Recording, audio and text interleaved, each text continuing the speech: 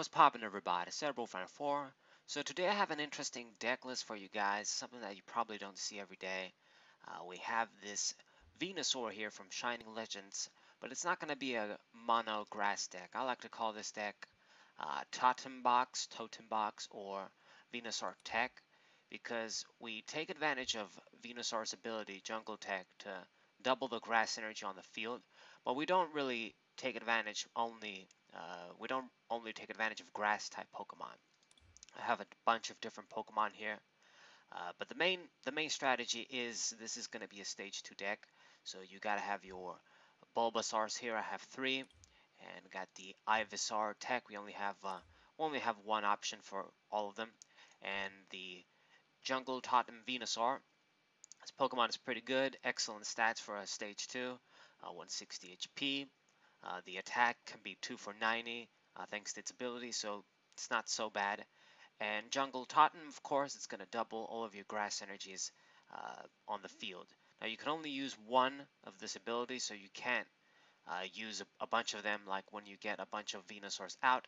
So we don't really need, I mean, it's good to have a second one for backup just in case one of them dies, but just one and it does the job, kind of like getting out an Emboar or Magnezone or what have you.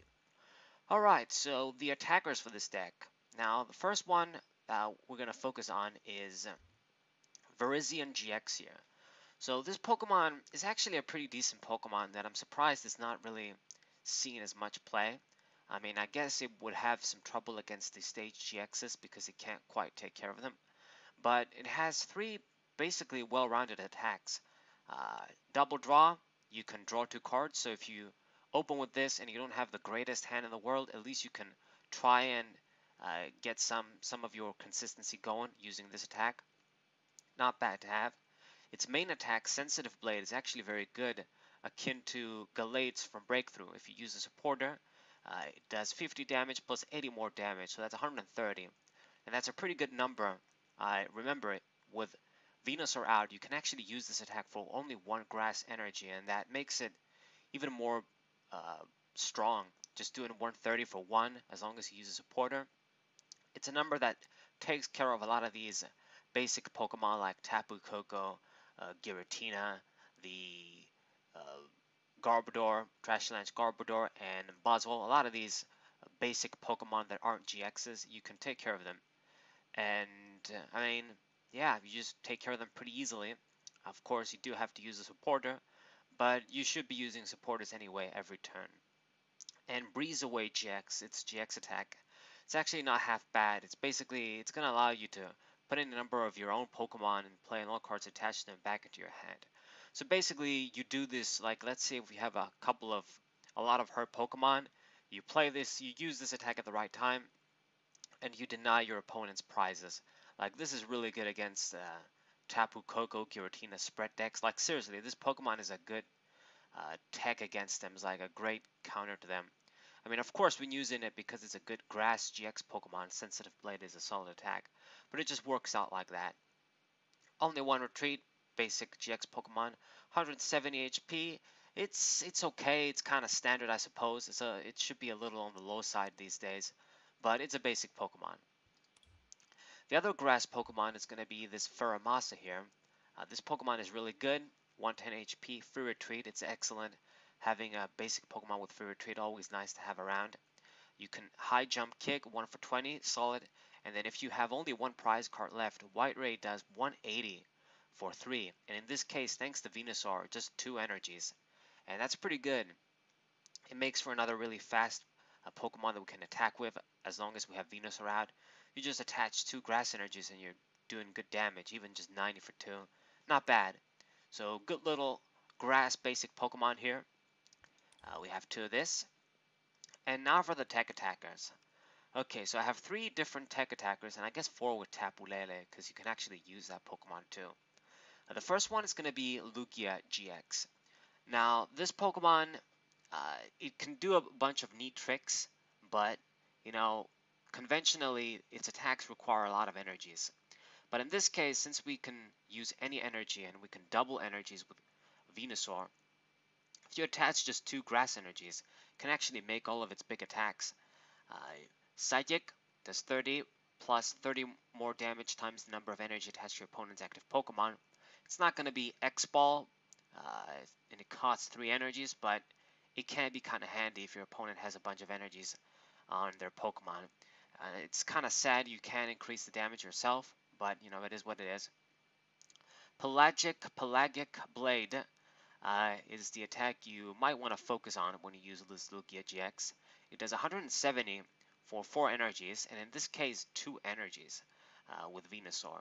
And you can't use Pelagic Blade during your next turn, but hey, we can just do 170 for 2 attachments.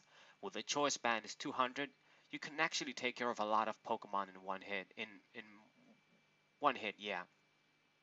Uh, Lost Purge GX's GX attack might not be too bad either in situations. You put your opponent's active Pokemon and all cards attached to them in the Lost Zone. So if your opponent ever builds up like a tank Pokemon, a Pokemon that has a lot of energies, and you're kind of having trouble with it, and you can't quite get rid of it, you know they have Acerola and stuff, then maybe you can use this GX attack to get rid of it that way. You won't get a prize, but you sort of deny your opponent of their Pokemon. So it can be handy too, I suppose. Its stats are pretty good. 190 HP, you know, the fighting resistance always handy. Lightning weakness against Zero Aura is not good, but you know, there's not too many competitive lightning decks around, I would say. So you know, the fighting resistance is good to have. 2 retreat cost, standard. It's just a nice little tech Pokemon that I just thought it makes sense to use in a deck like this for Pelagic Blade mostly. And then we have Onyx. There's another Pokemon that we can just attach to Grass Energies and do Land Crush for 120, no cost. Really good. Basic Pokemon with 120 HP. This is our way to take care of Zoroark GX very easily. You don't have to worry too much about Zoroark GX when you use this guy. If you build this Pokemon up, it's going to take care of that guy in one hit. And basically, this is how I built this deck. It's kind of teched out with a lot of Pokemon for, you know, meta situations. Like Onyx takes care of Buzzle GX, and then we have this Deoxys here. It's not really the greatest Psychic tech, but it's the same idea. This is meant to counter Buzzle GX or fighting Pokemon that are weak to Psychic. Any Pokemon weak to Psychic. We should have quite a few here. With Psychic, we can just attach one Grass Energy even easier with Venusaur. And if your opponent has like 3 energies on, we attach a Choice Band, you should do like 200 damage. So you do a lot of damage and take care of Psychic weak Pokemon. Same idea. And then the last Pokemon, and this Pokemon is actually, it's more significant than ever in this deck, Tapu Lele GX. Of course it's in here for Wonder Guard, but actually Energy Drive can become very potent. You just attach basically like 2 Grass Energies and it's like you have 4. So you're already doing 80 damage before your opponent's like add-ons. So that's pretty significant, man. Like if they have just a few energies on, you're gonna be doing a lot of damage. So yeah, don't take Tapu Lele lightly in this deck, man. All right, and now for the Trainer Skeleton. I do want to note that I would put a third Venusaur here if I had it, but unfortunately I don't. So maybe, you know, getting rid of something like the Stretcher, yeah. Just getting rid of one Stretcher here and adding another Venusaur. It's probably a good idea. And then even maybe getting rid of, I don't know, like Deoxys might not be very effective most of the time. And for another Bulbasaur to just make your stage 2 line more consistent. But I mean, it's up to you. You don't have to run more Bulbasaurs, but I would run a third Venusaur. Alright, we didn't really look at the stage 1 here, Ivysaur, but it doesn't really do anything. 100 HP is pretty good though. Okay, we only have one anyway. Now, the Trainer Skeleton. Now, I run a bunch of different trainers here, even though this is a stage 2 deck, because we do some neat tricks here. So I have an adventure back here, and the reason is because we have a bunch of tools. I have my 3 choice band, because we do want to be able to take advantage of that extra damage against GX Pokemon when we can. Both Lugia GX, both Deoxys, Onyx, well maybe not Onyx, but I mean Feromasa definitely, and Virizion Genesis can take advantage of that. Then I have one Poison Barb. This is good against decks that don't. It's your only way to add like add-on damage against non-GX Pokemon, since we don't have Muscle Band, unfortunately. So they attack you, they get poison, they get some damage that way. It's not a bad tool to have. And then one Escape Board. There's quite a few Pokemon in here that only have one retreat, so we can just attach it to them, and they have basically free retreat. Tapu Lele, Deoxys, Virizion GX, good. And you can soften up the retreat for Lugia GX too, I suppose. So that's where the adventure back in. I like that it's +1, basically like Professor's Letter. Just grab 2 cards like that. You gotta have your standard stuff, like your rare candies, 4 of them for Venusaur. And I have the one switch too, since we talked about the skateboard here. Your double field blower, you never know when this might be handy. And for the balls now, our standard consistency Pokemon searches.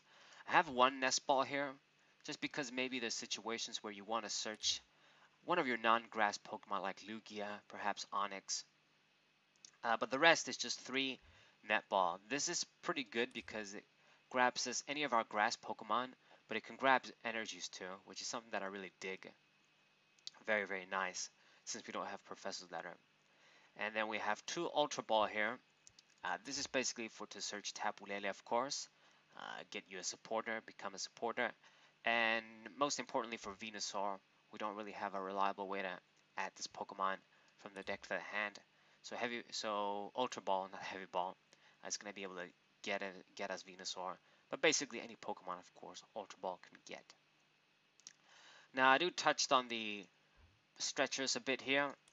It's basically the one for an extra Venusaur in a way, but this can be an extra anything. Maybe you want to recycle one of your tech attackers to use it a second time. Virizion, Onix perhaps. You never know. A Tapu Lele, use a Tapu Lele again. You never know. Okay, and next up, let's see what we have here. I do have the last trainer to talk about, I suppose. Max Potion. So I run one Max Potion in here because there's a bunch of Pokemon that we can really take advantage of this. Perhaps Lele is one of them. Maybe you can just gonna slap one energy and you can do some solid damage against Pokemon, and then you can just use Max Potion. Virizion GX, the big one here, doing 130 every turn, and then if it gets hurt, you just heal it with Max Potion. Only discard one energy. It's not bad. It's just a bunch of good interactions that you can use Max Potion. It's not really the heart and soul of this deck, but I thought, you know what, one tech of this, it's not so bad. I kind of have the space, I think, so why not run a good card. And then the stadiums, we run 2 stadiums here. We have the Life Forest. This one's pretty standard. It's the grass equivalent for the Prism Stadium. You heal 60 damage and remove all special conditions from one of your grass Pokemon every turn. Of course, this deck isn't all grass, but it's good to be able to heal Virizion. It's good to be able to heal Feromasa. Venusaur 2 is a big guy, you never know. And you basically, it's another counter against spread. You kind of really fuck with your opponent trying to use spread decks like Tapu Koko and the Tapu Lele that moves the damage counters around. So that's good. And then the other stadium, Sky Pillar. Once again, I don't really mean to make this deck to be a counter to Tapu Koko so much, but it just ends up like a happy result, I guess. There isn't really any other generic good stadium that I'm thinking it would be good to run in a deck like this. So just Sky Pillar, just to have some bench protection. I've always been about the Mr. Mime with bench protection anyway, so this is like my way to still have that sort of effect in a way. And that's basically the stadiums and all of the standard trainers. All that's left now is the supporters. They should be pretty standard as well. I do want to say though that this deck obviously is going to change slightly. In pretty soon we'll get team up, and some of the supporters and cards, of course, they would change for Erica's Hospitality and stuff. But for now, you still run that one Copycat. Now this card is definitely coming out, I think, once we get Erica's Hospitality. Cynthia is still maxed out, of course, Then I gotta have the 2 Lily here, get that benefit turn 1. And we do have a few discard outlets as well, so why not run Lily? There's not really any better supporters, but yeah, maybe one of this would come out, would team up comes out. One Tate and Liza, only one of this. This maybe you kind of keep even when Erica comes out, just one because of the switching flexibility. Maybe it can be handy, but who knows? Maybe I'll drop this card as well. And then we have 2 Volkner. This is the Skyla dude. So in this case, we want a stage 2 deck. We want to get rare candy. This is our way to sort of get it. And what else? Yeah, there really isn't any way to get a candy, and there's not really any Skylar replacement, so this guy is going to be sticking around in decks. Okay, even though we can't get lightning energy or get supporters. And last but not least is the one of Guzma, the guy that wins you games, can do some pretty neat plays, of course. You know, spends your supporter, but it's a great card. So one of this guy, I've never been a big fan of running multiple Lysanders or Guzmas.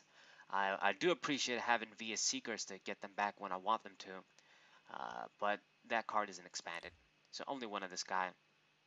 And that's basically the deck. The rest is just 3 DCEs and 9 grass energies.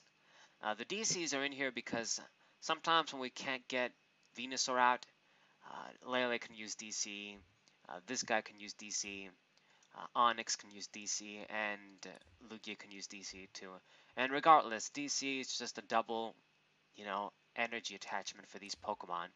So if you put a grass in a DC, it's the same as putting 2 grass when Venusaur is out. So, it doesn't really change that much. It's just a good energy to have, maybe when you're not, when you don't have Venusaur out just yet. So that's where the DCs comes in. Maybe you can run less if you want to. But I thought, it's okay to run a couple. Why not? And then the grass energies, standard. You gotta have your grass energies to get the combo off. So this is basically the deck. By no means is this like a tier 1 deck, and there's definitely room for improvement if I had more cards, or maybe the format was a bit different. But it's a nice little creative deck. I guess you won't see everyone building and using. And I'm gonna show you guys a few games, of course. I do like to play with some different decks from time to time. And so far, this is a new deck that I wanted to construct.